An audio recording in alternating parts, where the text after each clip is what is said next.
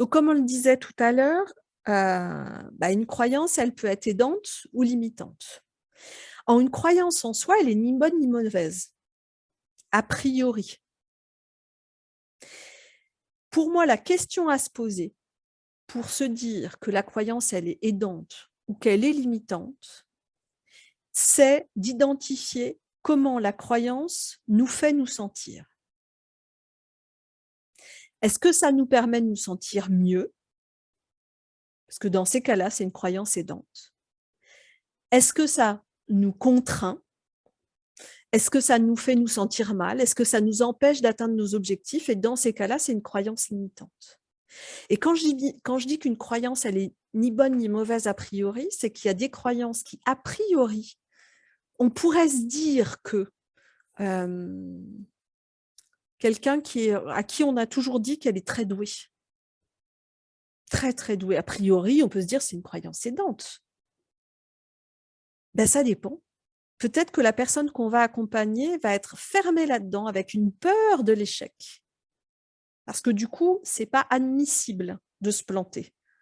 Alors que sans se planter, si on se plante pas, on pousse pas. Enfin, je veux dire, si on prend la métaphore de la graine, j'aime bien cette phrase, à force de me planter, je vais bien finir par pousser, mais oui.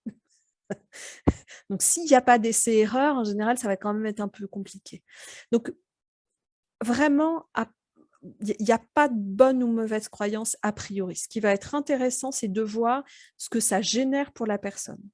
Quand cette personne, elle est connectée à la pensée là, dont elle vous parle, dedans, c'est waouh, ça, ça ouvre, ou c'est comme ça.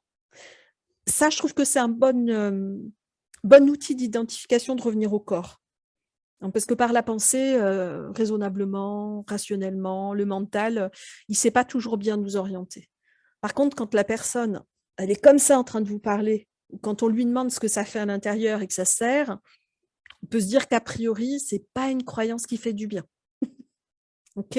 Donc ça peut être un bon moyen aussi d'identifier, au-delà des mots, des mots, des paroles, ce qui est vraiment là pour la personne. Ok.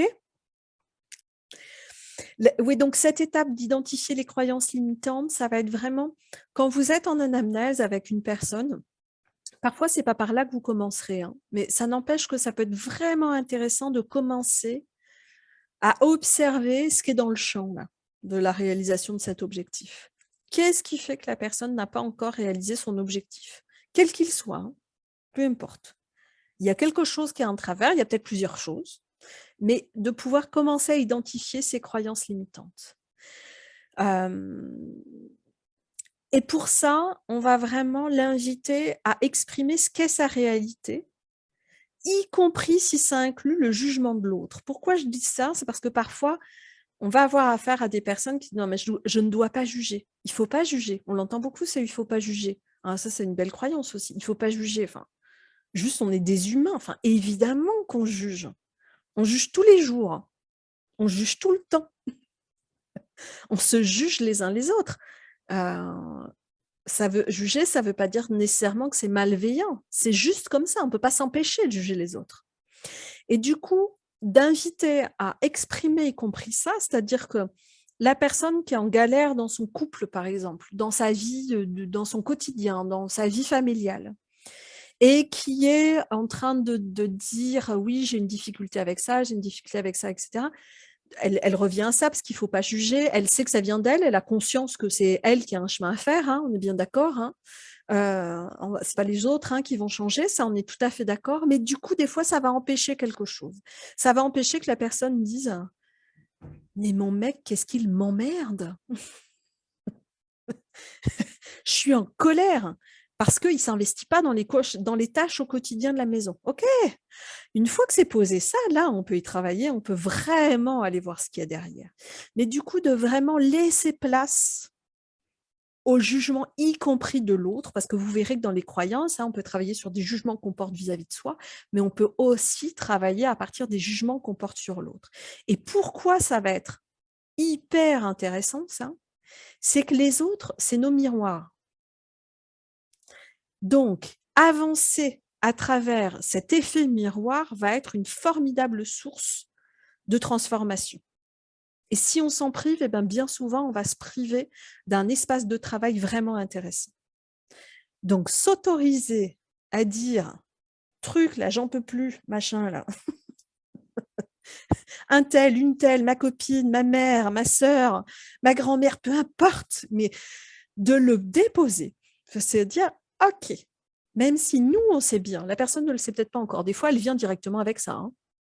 J'ai un problème dans ma famille, je ne supporte plus telle chose. Des fois, elle le pose directement.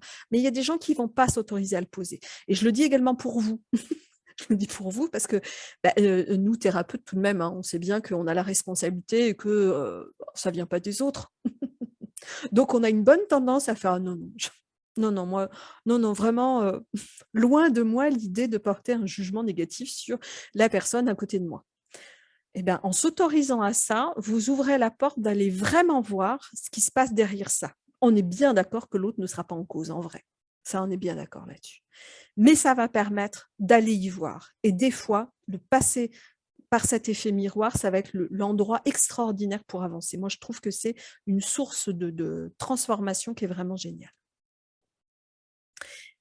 Là encore, le passage par les niveaux logiques dans la détermination d'objectifs de la personne qu'on accompagne, c'est l'endroit où vous allez pouvoir vous allez en voir plein là, des croyances limitantes. Ah, là, dans l'environnement, pof, ah, les capacités, le comportement, les valeurs, le but, pom, pom, pom, pom, pom, pom, ça va s'empiler là.